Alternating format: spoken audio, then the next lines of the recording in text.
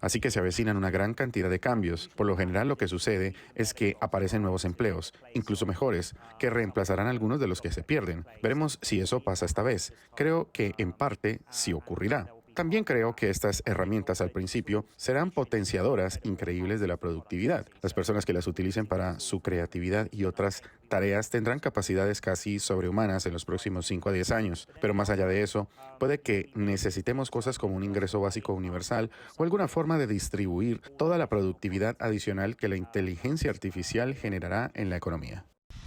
Escuchamos a Demis Hassabis, CEO de DeepMind y Nobel de Química. Hassabis asegura que la inteligencia artificial traerá cambios profundos, pero también enormes oportunidades.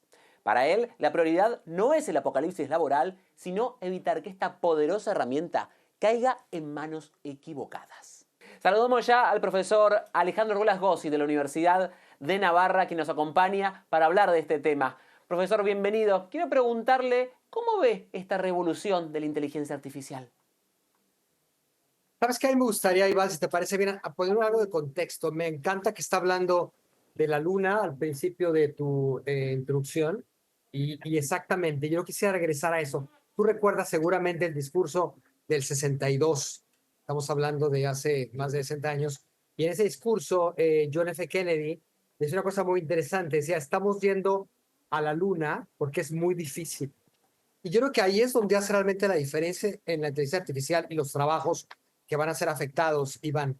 Los trabajos más difíciles no van a ser afectados. Es decir, las personas que han optado por un trabajo muy común y corriente, muy repetitivo, esos sí tienen que estar asustados, pero creo que es importante poner el contexto y déjame hacerlo, regresar un poco más en la historia, Iván. En el siglo XVIII empieza la primera revolución industrial, que básicamente es la introducción de la máquina de vapor y se empieza la automatización de las fábricas.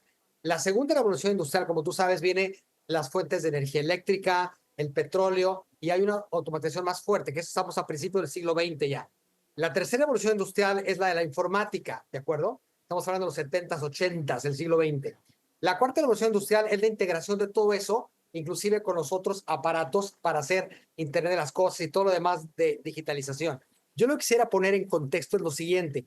Cuando la robótica empieza exactamente a mediados del siglo XX, Iván, tenemos un concepto muy interesante porque se inicia por tres elementos. Uno, porque la labor fuera peligrosa, no queríamos que la gente tuviera accidentes en el trabajo.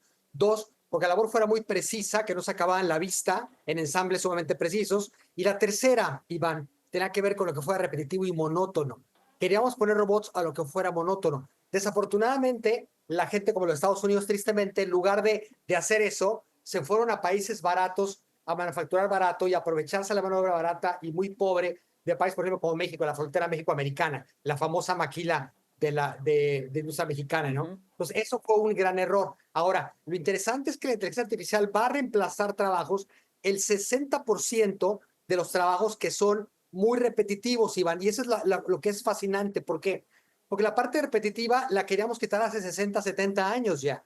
¿Por qué? Porque no es digno para mí que una persona tenga que repetir lo mismo 10 veces al día. ¿Te acuerdas? Charlie Chaplin en su película maravillosa de 100 años de tiempos modernos criticaba eso. Pero es la misma situación el día de hoy. Entonces, ¿qué es lo que hay que hacer frente a esta situación de inteligencia artificial? Es irse a las cosas que son difíciles de hacer. Y eso es precisamente el gran tema, porque mientras más difícil sea lo que hacemos, más difícil va a ser que la IA nos reemplace. Entonces, si Claro. hemos escogido una trayectoria de hacer cosas fáciles, repetitivas, monótonas, ahí está el gran peligro. Repito, 60% de las labores administrativas va a ser reemplazada por máquinas. Pues si quieres ya hablamos de otras más preguntas, pero por lo pronto quería poner el contexto de una manera muy histórica, Iván. Quería preguntarte por la productividad con la inteligencia artificial. ¿Va a aumentar la productividad, pero solo para algunos, para todos? Por supuesto, mira, en la parte que estaba mencionando, que el 60% de la base administrativa, según el Instituto de Investigación Pública que está hablando sobre esto, estamos diciendo que básicamente el 60% va a ser reemplazado y va a ser sumamente productivo. ¿Por qué? Porque básicamente la inteligencia artificial, Iván, tiene dos elementos. Uno, tiene una memoria perfecta, cosa que no tiene el ser humano. Algunos humanos tienen memoria perfecta, pero la verdad es que no tanta. Y la segunda es la conexión, es decir, poder conectar los datos de todo lo que existe en la red. Eso va a hacer que sea sumamente productivo, porque va a suceder en algo que le llamamos en economía, le llamamos the second economy. ¿Qué significa second economy, Iván? Se refiere a la economía que sucede en tiempo real, que se hace en tiempo igual a cero. Se hace muy rápido. La productividad es prácticamente infinita porque el tiempo en el que se hace es igual a cero. Entonces, las máquinas van a reemplazar eso. ¿Y qué pasa con la creatividad? ¿Es la creatividad realmente irreemplazable? Para nada. Y ese es precisamente el elemento que decía al principio. Y por eso quise pasar con esa introducción, Iván.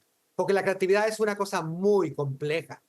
Es muy difícil. Es decir, esas cosas en el hoy no son reemplazadas por la inteligencia artificial. Todavía no. Repito, la IA solamente va a reemplazar las cosas son muy monótonas y muy repetitivas el día de hoy. Habilidades que son repetitivas. Ya no es como la robótica, que simplemente eran maquinaria. No, ahora son habilidades humanas que van a ser reemplazadas. Entonces, la creatividad, por supuesto, la creatividad tiene un ingrediente muy interesante, Iván, tiene que ver con la conexión. ¿Te acuerdas que Steve Jobs hablaba de connecting the dots? Ese connecting the dots es lo que hace el ser humano sea diferente de la máquina.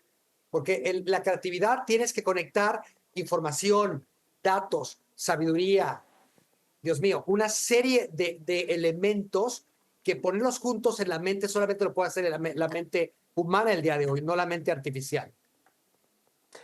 Por último y brevemente, ¿quién controla y quién regula la inteligencia artificial? Mira, hay iniciativas en todo el mundo ahorita, Iván. A mí me sorprende. España es el país donde vivo yo ahora, y en España ya tenemos una regulación sin tener realmente iniciativas importantes de inteligencia artificial. O sea, parece que la regulación va adelante de la innovación, lo que nunca ha sucedido, ¿no? Entonces, ¿quién controla eso? Hoy no tenemos un control. Va a llegar un momento en el que vamos a ser como el protocolo de Internet, Iván. ¿Te acuerdas que el Internet surge con el ARPANET en los 60s, el siglo pasado? En los 80 se hace la aplicación gráfica en el MIT, como tú seguramente recuerdas, y entonces ya hay una especie de protocolo de cómo nos tardamos 20 años en poner un protocolo de Internet.